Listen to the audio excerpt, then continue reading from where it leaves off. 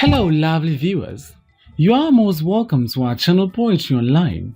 In this video, we shall be discussing the summary, analysis, themes, and characters of The Marriage of Anansewa by Efua Sutherland. Kindly subscribe to our channel and press the bell icon to get updates on all our new videos. Once again, let us assure you of a very interesting discussion. Get ready for this lesson. Efua Sutherland was a pioneer of African theatre, prominent Ghanaian playwright, poet, producer, children's actor, teacher, research scholar, and social worker. She is best known as a dramatist, but her work is informed by a vision of a better society which she believes could be established through imparting suitable cultural education. She is recognized as one of Ghana's dynamic voices and employing traditional theatre for promoting social change. As a creative thinker and activist, she used her talent and skills in educating the future generation. Educated first in Ghana and later in England, she returned in Ghana in 1950.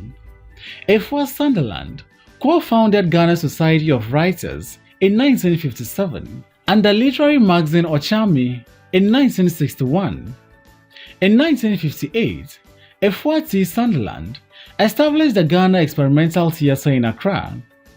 In 1960, she received funding from the US-based Rockefeller Foundation and the Arts Council of Ghana, and the experimental theatre became Ghana Drama Studio. Initially, she established the drama studio as a workshop for children's writers, but it soon became a training ground for Ghanaian playwrights, providing an outlet for creative new theatre. She wrote in both Akan language and in English, besides a number of essays, articles, short stories, and poems. She also wrote short biographies and books and plays for children. Efua Sutherland began her career writing short stories, but she discovered that theatre or drama will have a wider reach in the newly independent Ghanaian society, where most citizens were illiterate. She pioneered an indigenous movement in writing, publishing, and development through drama. Her best-known plays are Furiwa, published in 1962, Edufa, 1967, and The Marriage of Anansewa, 1967. In The Marriage of Anansewa, Efua Sutherland develops the Akan act of storytelling called anansewa, which includes elements such as musical interludes and community participation. The anansewa literally means Anansi stories. This is a term used both for the body of stories told and for the storytelling performance itself. Anansi is the spider trickster in Akan oral narratives. Efua Sutherland develops the traditional Akan spider tale into a new dramatic structure which she calls anansewa. The play recreates the communal storytelling atmosphere with audience involvement, songs, dance, and a storyteller who interacts with both the players and the audience. Anansewa is Efua Sutherland's new theoretical form, which emphasizes on rhythm, music, and dance. The four-act play, The Marriage of Anansewa, centers around George Kweku Anansi, the famous spider trickster of the African oral narratives. In the play, he is a crafty modern individual who uses every opportunity to acquire wealth by cunning and fraudulent means. Act 1 sets out Anansi's problem, which is poverty, and his plan to solve it. Anansi devises a scheme to use his daughter's physical beauty to secure not only one, but 4 suitors for her. He selects 4 rich chiefs and shows them a photograph of his marriageable daughter. He invites them to formally ask for his daughter's hand in marriage, while not informing them that each one of them is competing against 3 other chiefs. He masterfully and tactically leads each of the 4 chiefs to believe that he is best suited for his beautiful daughter Anansewa. Anansewa unwittingly types the letter that her father dictates to her. However, When she realizes that the letters are for securing her husband for her, she begins to protest. She accuses her father of selling her like some parcel to a customer. Her cunning father calls her ungrateful and reminds her of all the suffering that he has gone through, all for her sake, and finally convinces her of the necessity of such a plan and demands her cooperation in ensuring the material well-being of the family. Simultaneously, he also arouses her interest in one of the chiefs, Chief Who is Chief, who he describes as finely built, glowing black, large-eyed, handsome as anything, courageous and famous. In addition, the chief has already given Ananse some money with which to pay Anansewa's secretarial school fees. Consequently, Anansewa becomes interested in this chief. In Act 2, Ananse's scheme is successful. He gets rich. With the gifts received from all the chiefs, he improves his lifestyle considerably, renovates his house, and buys new clothing. In Act 3, tension mounts as all the 4 chiefs are interested in marrying Anansewa. Each chief chooses a date for the customary marriage, the head drink ceremony, a token by which the marriage is legally established. Unfortunately, all the chiefs chose the same day for the ceremony. Ananse is caught up in his own web. He needs to solve this serious problem before it lands him into trouble. He finds a solution by getting Anansewa to feign death. Then he invites his mother, Aya, his aunt Efua, and his friend Christy to the outdooring ceremony for Anansewa. He cuts short the ceremony and sends back his mother and aunt on the pretext that enemies have set fire to their cocoa farm in their hometown. In the final act, the message of the unfortunate death of Anansewa is conveyed to each of the suitors. Hearing the news, the chiefs send their condolences along with their gifts. The 6 messengers of the chiefs inadvertently reveal the real intentions and motives behind the chief's decision to marry Anansewa. 3 out of the 4 chiefs desire to marry Anansewa with ulterior motives. It is Chief Who is Chief, through his messengers, revealed that he accepts total responsibility for everything concerning the woman who had but one step to take to enter his home. Therefore, from his hands, here are all requirements for a funeral. Finally, the messenger points out that it is the desire of Chief Who is Chief to do for Anansewa what a husband does for a wife. Thus, it is Chief Who is Chief who is really sincere in his love for Anansewa, even in her death. Ananse is so overwhelmed by the chief's gesture of affection, concern, generosity, and thoughtfulness that he goes into a trance and invokes his ancestors to bring Anansewa back to life. See to it that she returns to life. Wake her. See to it that Anansewa awakes and returns to become a bride. At the invocation, Anansewa wakes up as if from a deep sleep and exclaims, "Father, I could hear Chief Who is Chief calling me."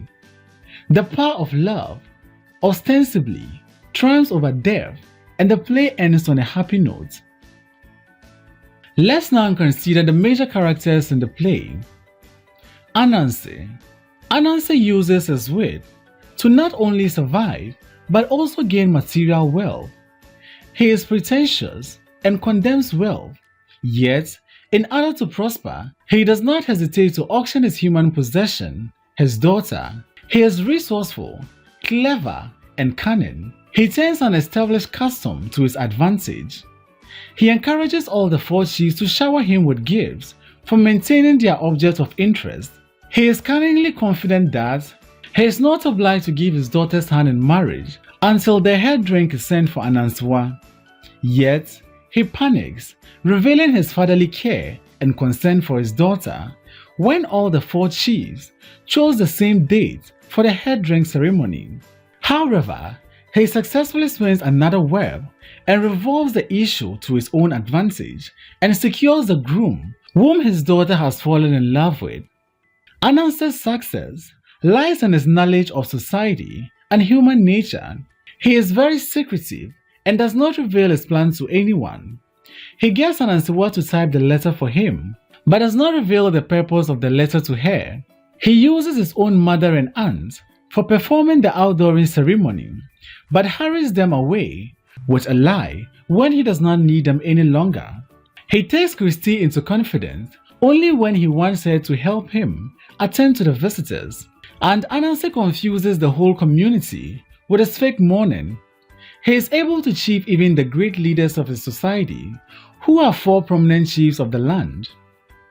Though he considers his daughter a priceless possession and the chief's object of interest, he cares for her enough to empower her through education and make her independent. While cashing in on the social custom of bride price to acquire material comfort for himself, Ananse also wishes for his daughter the best husband who will respect and care for her. Next is Anansewa. Anansewa is Ananse's only daughter. Unlike the Akan folk tales, where Ananse has no daughters, Ananse in this play has a female daughter, and she is his only child. Anansewa is a 20-year beautiful young and educated modern woman. She is an intelligent woman and expresses displeasure at being denied the freedom to choose her own husband. She objects to her being sold as a commodity to some old chief with 50 wives. However, when her father speaks of the possibility of a handsome, strong, courageous and famous chief who is chief, she decides to leave it all in her father's hands and trust him with the decision of getting a suitable partner for her. And she is rewarded for believing in her father because, among all the 4 chiefs, it is chief who is chief who reveals genuine love for her. She may also be seen as a submissive daughter who has no will on her own. However, it is significant that she submits to her father's will, which allows her to be manipulated only after she is sure about who she is going to marry. Though it is Ananse who spins the web around her, it is Anansewa who controls the thread of her father's web. Aya. Aya is Ananse's mother, who is a loving mother and grandmother, embodying traditional values. Her gift for a grandchild is a prayer for Anansewa to marry a good person with respect for fellow human beings. Respecting traditional culture, she serves as a contrast to her son, in whom the values are distorted by the Western materialism, illustrated by his trickery and his desire to amass wealth by any means. Christiana Yamua. Christiana Yamua is a fashionable woman. Ananse describes her as worldly wise and a helper and supporter. She comes to help Ananse and Anansewa. She takes care of Anansewa in the outdooring ceremony and tries to win Ananse's heart. She is out to impress Ananse's mother in an effort to marry Ananse. And when Anansewa feigns death, it is Christie who takes the responsibility of receiving the chief's messengers and their gifts, while Ananse mourns the loss of his only child. She also carefully guards Anansewa's body, ensuring that no one goes too near. Other characters: Efua, Ananse's aunt and Aya's sister, understands and accommodates the younger generation. The couple, Akwesi and Akosua, perform the abugu to emphasize the point that the suitor has no claim over the prospective bride until the head price ceremony is performed. The storyteller is a genial and astute commentator. The carpenter, mason, painter, and the postman are used to comment on the priorities of the society, which values wealth. The chiefs are not seen on stage, but we hear about them through their messengers. They are all rich, generous, and love flattery. The property man is a stage manager and not necessarily a character in the play.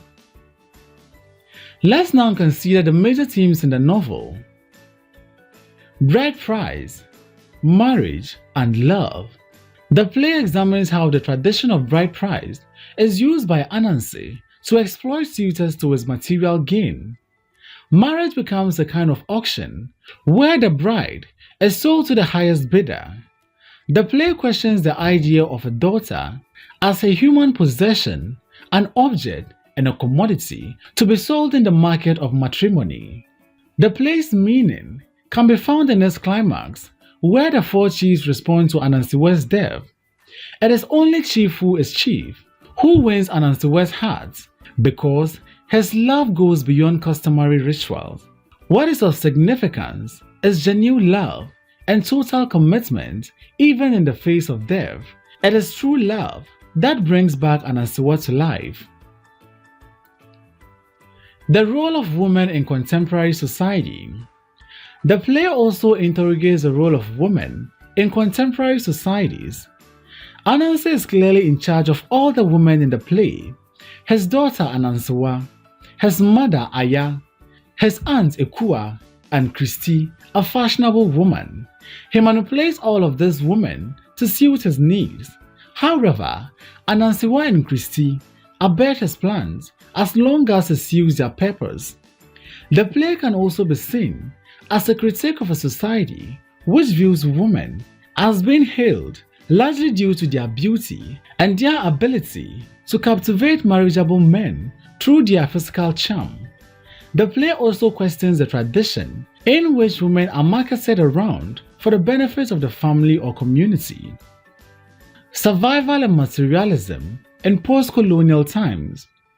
The play also focuses on the survival strategies of the impoverished Ananse.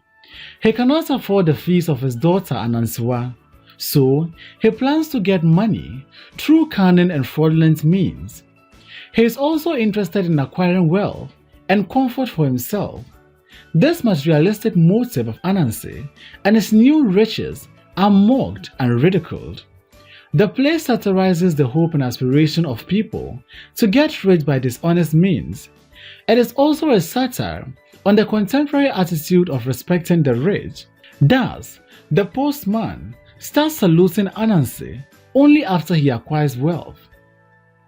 The play also explores the following themes: the theme of communalism, the theme of polygamy, and the theme of tradition and modernity.